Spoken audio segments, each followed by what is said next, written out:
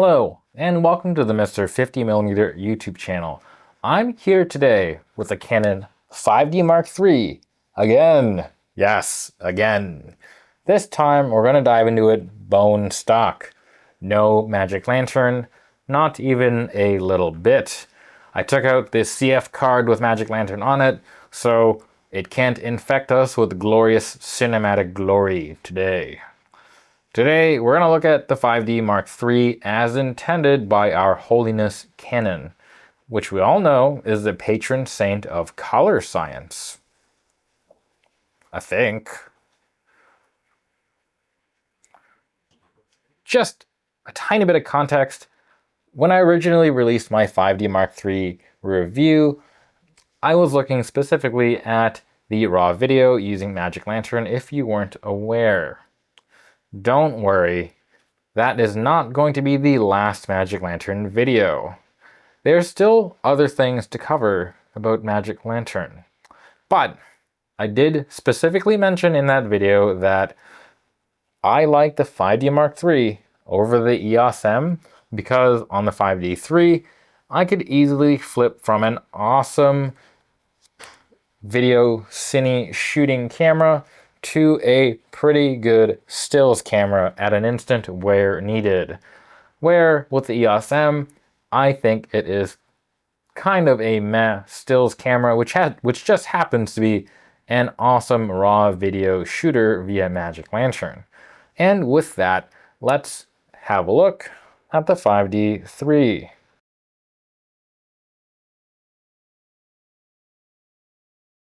What is the 5D3?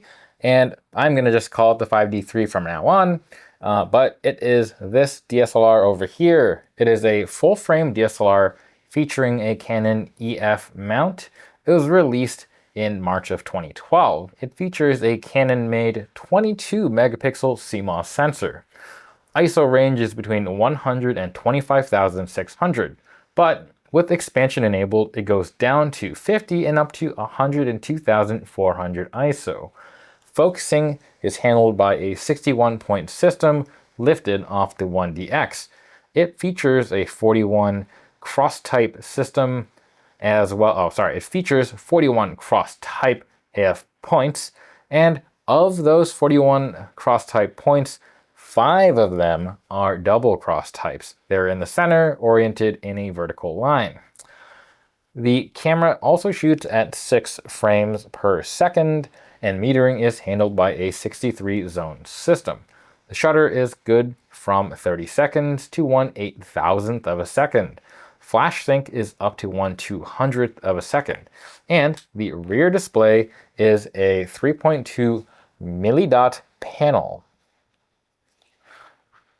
Camera is a DSLR, obviously, so it features an OVF. For memory, this camera features both an SD card slot and a CF card slot. The 5D3 also shoots video up to 1080p. It's powered by the Canon LPE6 battery pack, enabling up to 950 CPA rated shots. With the battery in, the 5D3 comes in at about 950 grams. Almost a plena. Almost half a noct. And in 2012, the 5D3 came in at $3,499 USD. That's around 4,940-ish in the now dollars, or the cost of around 4 large coffees, or around 6,900 hockey pucks. Nice.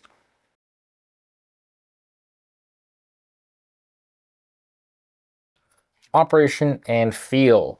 This is, of course, a 5D series camera, so it's going to be good, great even. The camera feel is very solid in the hand, and it is a robust camera. The grip of the 5D is perfectly sculpted, as you'd expect, and for, I think, most hand sizes, it is a comfortable camera to hold. The button layout and / control layout is very classic Canon. You get the dual command dial system with, of course, one command dial being just behind your shutter here, and the rear having the iconic large control wheel. Being a 5D series camera, there's also the AF joystick right there, which does come in much handier in this generation of Canon, as the AF points are dramatically increased. The live view and video mode toggle is here, and there is a button to enable it. It is pretty easily reachable by your thumb, but it's in a location that is hard to accidentally hit. As per classic 5D camera layouts, the buttons that are not directly associated with shooting are on the left of the screen, while everything else is placed so that you could operate it with your right hand generally. It's a pretty sweet system. Now, this section I think is going to feel a bit shorter than normal, and that's because I'm sure most of you are tired of hearing me gush over the glorious 5D control scheme. And really not a huge amount of stuff has changed on these cameras. However, there is one thing that I do want to bring up that is different on the 5D3 and newer cameras. And that is the fact that the 5D3 is the first in the 5D line to move the power switch to the left side of the camera, right underneath the mode dial. Previously, it was around here, and it was nice because you could just actuate that with your right hand. Overall, I'm not a fan of the power switch being on the left side. I rather liked it being a control that I could easily manipulate with my right hand, but that's just me. Let me know which one you prefer in the comments below. As per normal 5D-ness, there is a top LCD on the camera, and it's easily legible, and the illumination is amber. When it comes to menus, it is a pretty normal Canon affair, as you see here. If you're used to modern Canon cameras, this will feel similar. If you're used to older Canon cameras, this will still feel similar. But I personally found that the 5D3 is about where I started to notice more menu bloat. Part of this is, of course, from the new AF system, which has many settings, but also the expansion of other video and live view options. So I get it. There's just going to be more things you have options for. I don't like it, but I get it. Being a DSLR, this features an OVF, and the one on the 5D3 is big, bright, and awesome, and it's a 100% coverage, which is a step up from the 5D2. However, there's one thing to point out. On the 5D3 and onwards, the swappable focusing screens that you had on the 5D2 and 5DC are no longer a thing. No longer can you split or switch between a split prism or another one of the matte ones. And yeah, you just don't have that option anymore. And it kind of sucks because it was pretty cool. I do have focusing screens that I do drop into the 5D Mark II from time to time, just to give using it a bit of a different feel and to help with when I decide to use manual focus glass. It is really neat and a bit of a bummer. Lastly, camera operation as a whole. I find the 5D3 is very snappy, and I found the rear display was more or less pretty good, even compared to modern standards. No, it's not a bajillion pixels, but viewing in outdoor environments, punching in, all that stuff, it was pretty good.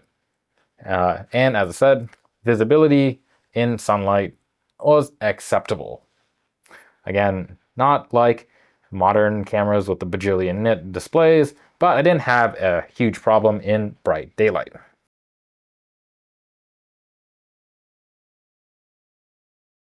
Image quality and autofocus. The 5D3 sports a 22 megapixel CMOS sensor, and it has an AA filter on top of it.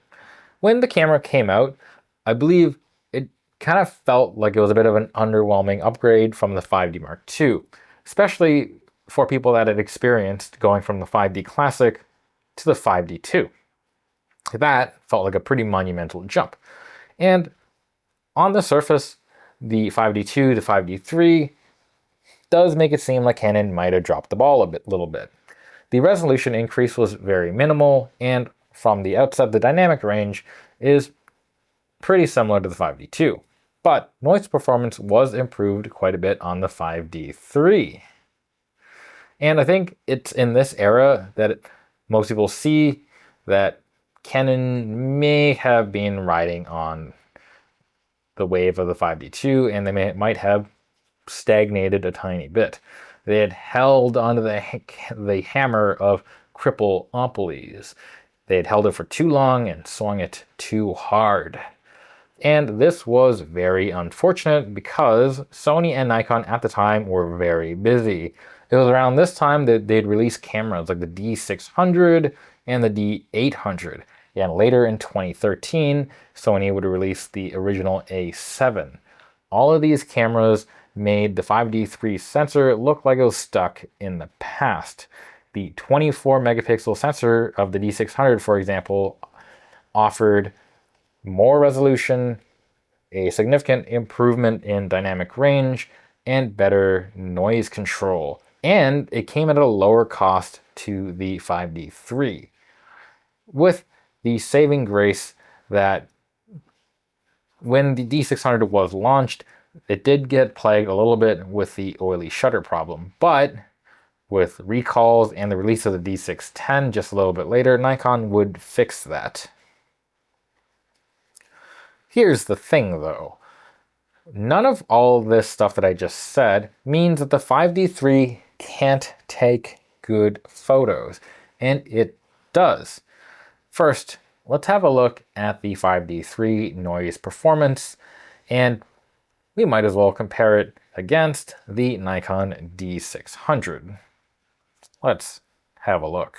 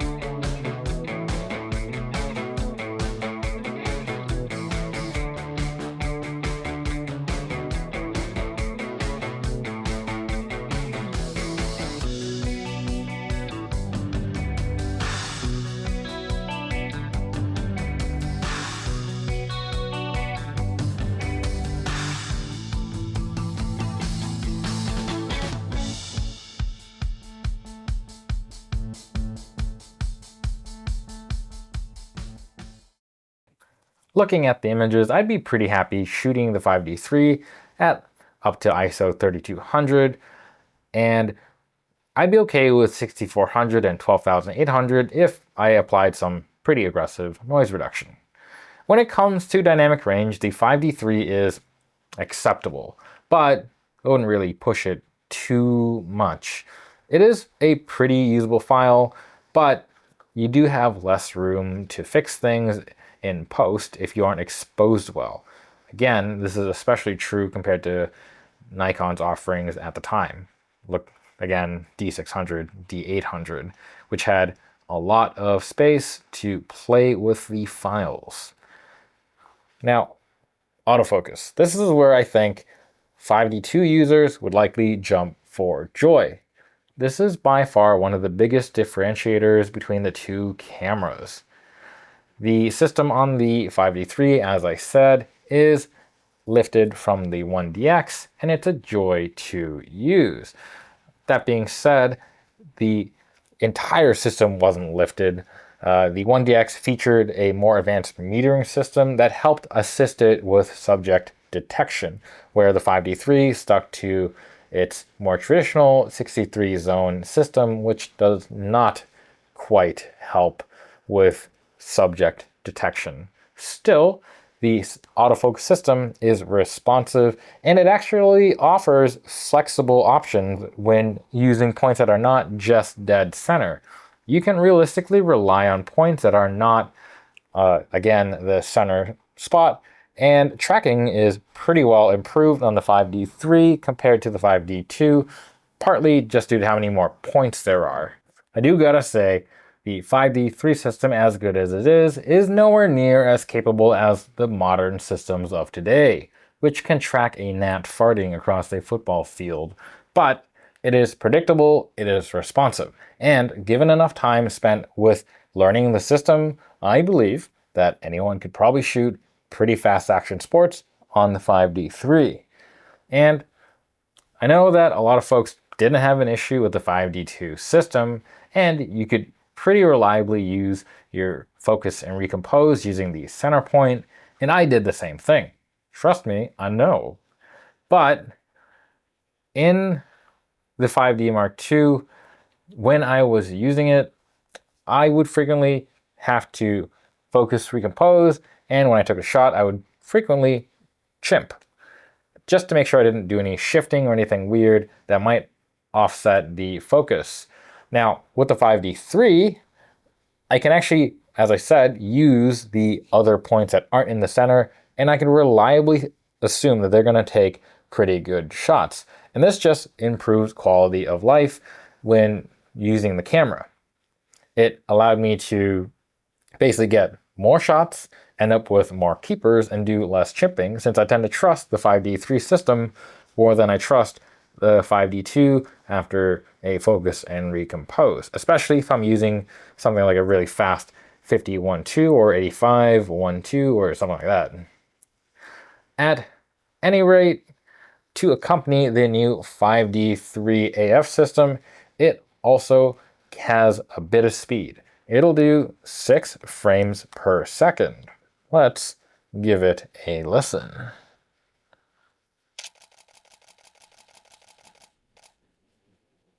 I like that sound. It's got a good clackety clackety sound.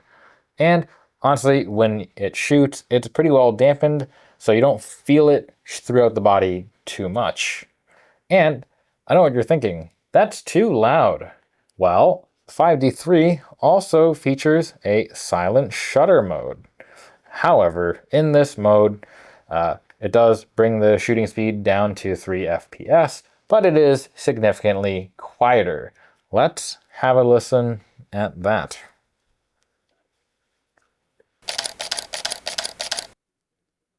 That's pretty quiet, and it does sound quite a bit different from the regular mode. To me, it kind of feels like if you'd taken the regular mode and dunked it in water, it just sounds muffled, which I suppose is the point of it. Nice.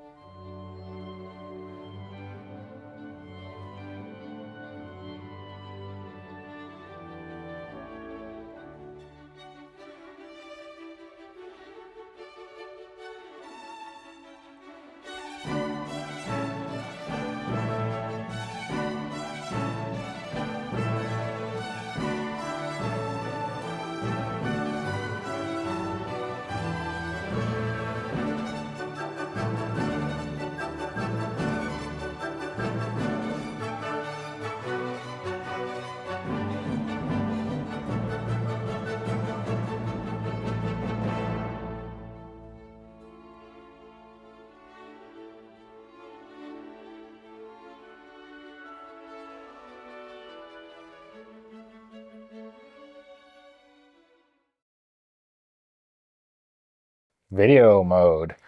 All right, for this section, refer to the Magic Lantern video. I'll link to that below and in a card to that somewhere here. The 5D3's regular non-Magic Lantern video mode is meh. As I said, just chuck Magic Lantern on it if you want to do any video work on this camera. It's worth it. But just as a reminder for anyone who, for some reason, wants to use the stock video mode, the 5D3 shoots 1080p video at 30 frames per second. And in the video mode, it cannot do continuous autofocus. It's only on demand via the AF on button. Although that's, I think, a little better than the Magic Lantern, where sometimes the AF on button will not be that happy to AF on depending on what mode you're on, and it might crash the camera. But somehow on Magic Lantern that feels acceptable.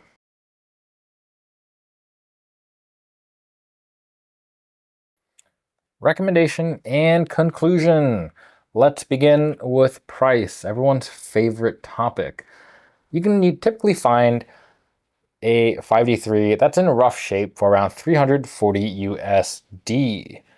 But for one that isn't so rough, typically you can expect between $425 and $500 USD. With the price out of the way, let's go into who I think this would be perfect for. As I said in the Magic Lantern video, probably for someone who wants to shoot Magic Lantern and for someone who wants to also shoot stills, this would be a home run. It would be easily recommended by me. And I do sometimes use it this way, and it is quite cool to just be able to pop into Magic Lantern, do some raw video, and then pop out, take some photos, move on. Now, I'm not a cinematographer, cinema person.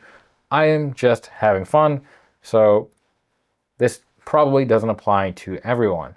But it is very cool to have the flexibility to do that, and additionally, just the idea of having a camera to easily shoot raw video and be able to do that for a pretty low price is pretty cool, even if on Magic Lantern it's a bit crash happy. So yeah, for those who want to do video work with Magic Lantern, but who also want to take photos, go have at it. The 5D3 is an awesome choice. So again, from the perspective of a Magic Lantern shooter and a stills shooter, the average going rate for the 5D3, I think, proposes a great value. Let's consider the 5D3 though from just the stock firmware perspective. This is where I think it actually does get quite a bit hazier. If there's no Magic Lantern to magically boost the video powers, and you're only interested in stills and maybe the occasional 1080p recording, then yeah, the 5D3 is less easy to recommend. The 5D2 is a lot cheaper and closer to the 5D3 in IQ than you'd think. The main consideration from the 5D3 would be the much improved AF system and the improved noise performance. However, given the age of both, neither of the sensors are noise kings anymore. If you are dedicated to the EF system, the 5D3 could make sense if it's in your price range. And if I didn't have a 5D3 or a 5D2 and I had to choose, it would be a pretty close race. I might choose the 5D3 for the AF system, but if I had to stretch the budget, the 5D2 would be a no-brainer. Additionally, if you're someone who's looking for the straight out of camera JPEG experience, it does seem that the 5D2 has the edge on that. It's got a reputation for cool straight out of camera images. I'm personally Team RAW, so that doesn't quite apply to me, but that's just me. If you want something in between the 5D3 and the 5D2, don't forget, the 6D also exists, and it's also quite a good value, and just generally a good camera. Either way, the recommendation is just less clear-cut with the stock 5D3. Lastly, if you aren't tied to the EF system at all, then at this price point, it would be hard to ignore other offerings, like the Nikon D600 or the D610, or the original A7, especially considering their sensor performance is quite a bit closer to modern camera standards than the 5D3 for stills. These cameras still stand the test of time, even the 5D3, but the D600, D610, and A7 stand a bit better. And again, this is from the stock firmware perspective. Additionally, there's another factor here, especially with the Nikon F-mount. Right now, it seems that F-mount stuff is overall pretty cheap when you compare it to the EF counterparts. So that's not something to ignore as well. And finally, not that it matters all that much, but in terms of stills, the 5D3 for me falls at the end of the 5D spectrum if I had to rank them. If I did rank them, here's how I think that would go. 5D4, 5DS series, 5D2, 5D Classic, 5D3. The main thing that brings the 5D3 into its own is Magic Lantern, and it really does something to elevate that camera. And if we're taking Magic Lantern into consideration, then the 5D3 easily slots in second place behind the 5D4. But as is, it's dead last for me. That's all I got. Let me know what you think of the 5D3, where you rank it in the 5D series of cameras. Otherwise, as always, don't forget to like, comment, and subscribe. Maybe a super thanks if you're into that. Till next time, bye.